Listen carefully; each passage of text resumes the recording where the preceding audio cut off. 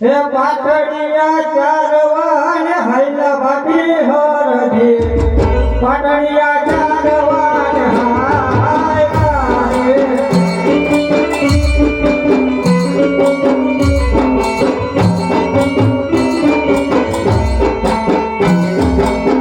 જોયા પાટણિયા વગર જારી જારી ખાઈ તો જો બપોરનો સમય છે તો ભોજન કરી લો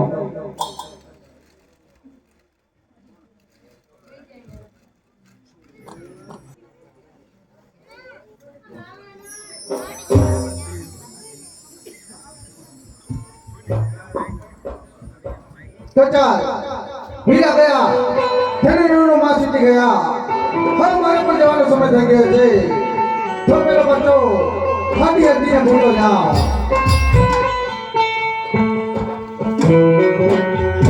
અરે ભાઈ ગોરિયા તું અત્યારે વલ્લભભાઈ દર્શન કરી રહ્યો છો અરે ભાઈ બાવલિયા બપોરનો સમય છે તો ભોજન કરી રહ્યો અરે ભાઈ ગોરિયા ભૂખ તો મને પણ લાગી છે મને ભોજન આપીશ કે કેમ અરે બાવલિયા અમારે તો ડુંગળીનો ગળો ને કાઢો રોટલો હોય એમાં તું શું જમે અરે ભાઈ ગોરિયા તે હશે ને ચાલશે હવે મને ભોજન આપીશ કે કેમ બેસી જા બાવલિયા એક કરતા બે ભલા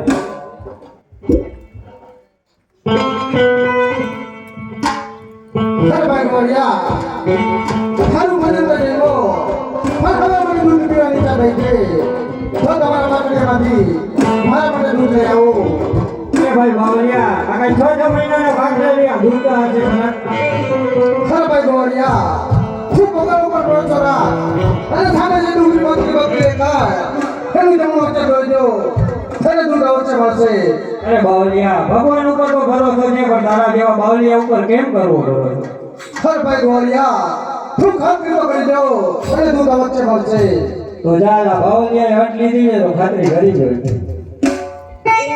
એ પાઠડિયા દોવાને હૈલા બાકી હરજી પાઠડિયા દોવાને હાયલા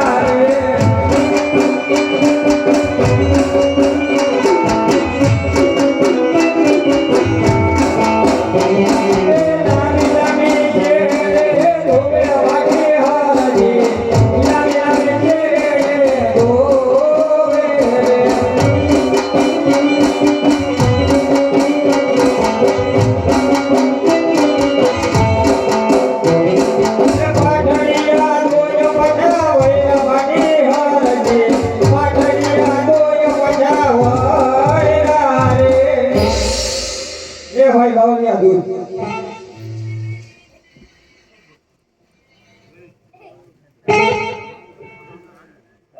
અરે ભાઈ ગોરિયા આ દૂધ તો બહુ મીઠું છે થોડું તો પણ પી અરે બાવલિયા તે આમાં કઈ મંત્ર તંત્ર નથી કર્યા ને ના ભાઈ ગોરિયા બે આમાં કઈ મંત્ર તંત્ર નથી કર્યા અરે ભાઈ બાવલિયા આ દૂધ તો બહુ મીઠું છે ખર ભાઈ ગોળિયા ખરું બની લઈ લો તારા પાકડીયાનું દૂધ પીધું પણ હવે મને પાણી પીવાની જરૂર છે તો તમે તળાવમાં જાઓ અને મારા માટે પાણી ભરી આવો અરે ભાઈ બાવલિયા અમારે અહીંયા 7 વર્ષથી દુકાળ પડી રહ્યા છે તળાવમાં પાણી જ નથી ભાઈ ખર ભાઈ ગોળિયા તું ભગવાન ઉપર ભરોસો રાખ ખર પાણી વચ્ચે મળશે તો ચાલ આ બાવલિયા ઘટ લીધી છે તો તપાસ કરી લો એ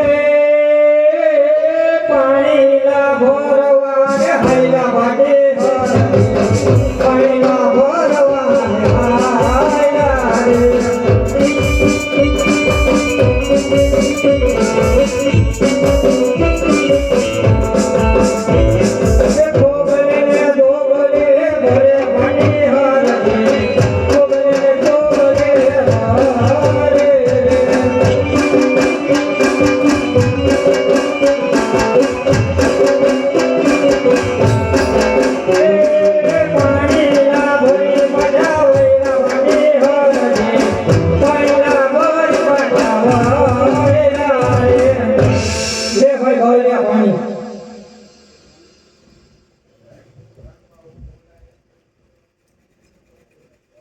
અરે ભાઈ ગોળિયા હા તારા તળાવનું પાણી તો બહુ મીઠું છે જો તંત્ર ન કરજે ખર ભાઈ ગોળિયા હે મકાન વગર નથી કર્યા થોડુંક પી અને ખાતરી તો કરી દો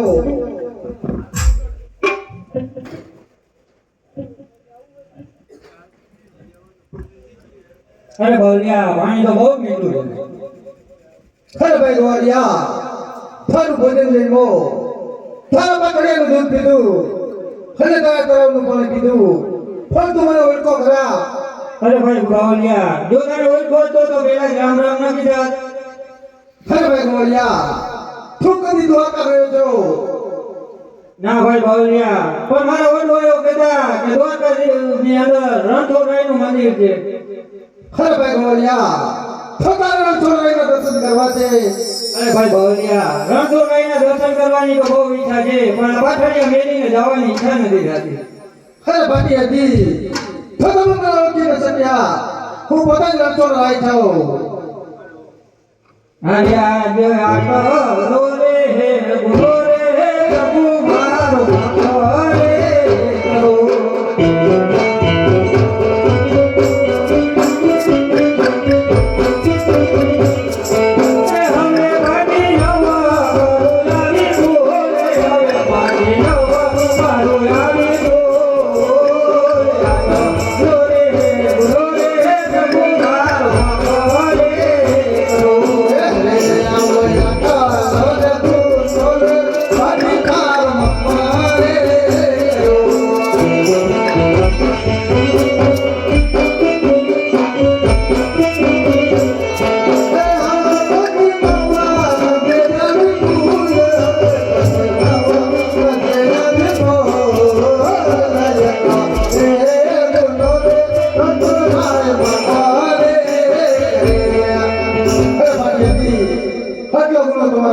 કરો અરે પ્રભુ આ બાવલિયાના વેશ ધારણ કરી અને કઈ બાજુ જઈ રહ્યા છો ખર ભાટિયાજી હું દ્વારકા જઈ રહ્યો છું હર ગોકળ જઈ રહ્યો છું રાજા જમણા ઘેર મારે પુત્ર તરીકે અવતાર ધારણ કરવાનો છે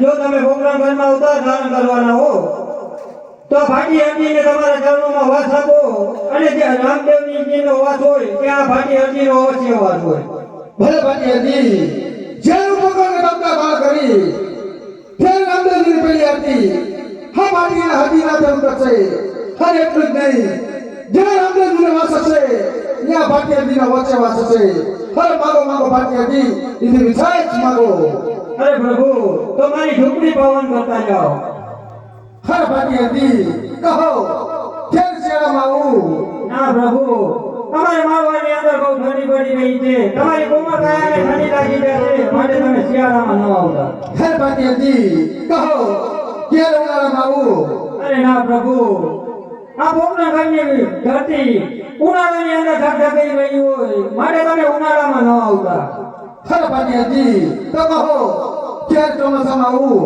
આ પ્રભુ તમે ચોમાસામાં વચ્ચે આવો ધરતી માતાએ લીલી ઓઢણી ઓઢી હોય, ઝીણો ઝીણો ઝાડમાં મેઘ વરસી રહ્યો હોય, તમે ચોમાસામાં હરવસી આવજો.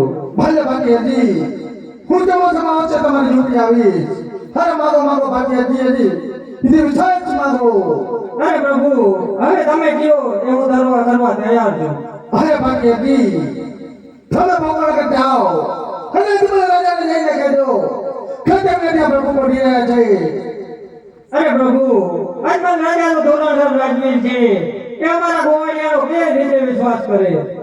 અરે ભાગ્યજી, હજુ રાજાને જઈને કહેજો કે જ્યારે મહેલમાં કુમકુમ પાવલી વડે ચૂલે તે ઉપરના દુકાને ઉતરે, મને લાગતા સજીવન થઈ ફોડકી ગાને ખાવા લાગે, અને જ્યારે બાદ પ્રભુ બાદ સુધું હોય ત્યારે માનજો કે બાબા કરીને પ્રભુ પડ્યા છે. અરે પ્રભુ, કોઈ એવી નિશાની આપો જેથી કરી અજમલ રાજા અમારો ભરોસો કરે. લે ભાગ્યજી, હા મારી કટકી મારા હાથ બોલે જાની તેમ દેખાશો એટલા વચ્ચે તમારો વિશ્વાસ કરશે. ભલે પ્રભુ.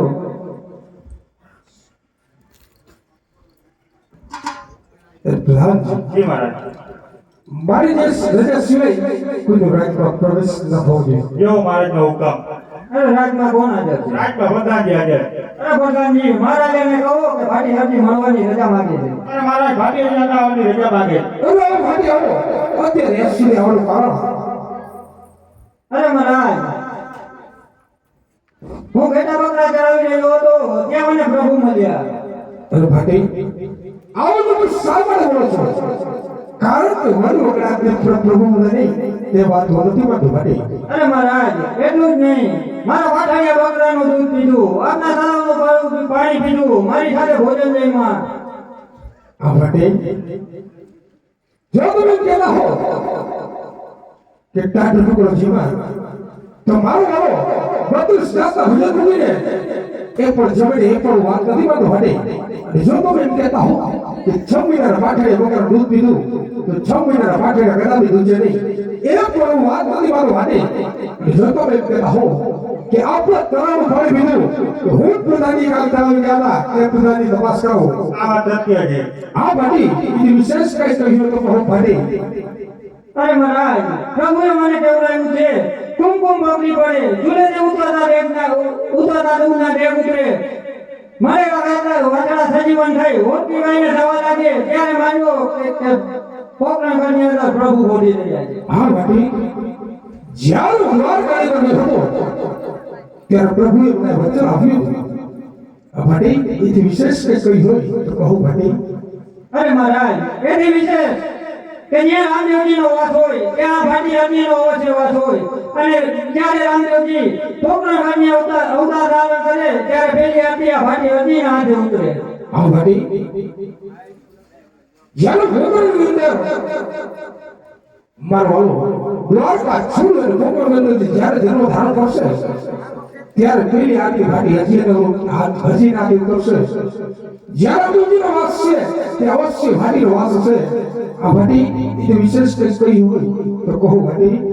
અરે મહારાજ, પ્રભુએ આ એની ઘંટની માળા આપી છે. હા ભાટી, જ્યારે દ્વારકાની અંદર ગયો હતો ત્યારે પ્રભુના કંઠે માળા જોઈ હતી. અને પ્રધાનજી, જી મહારાજ. આ ભાટી વિના ઉઠી વિદાય કરો. જી મહારાજ.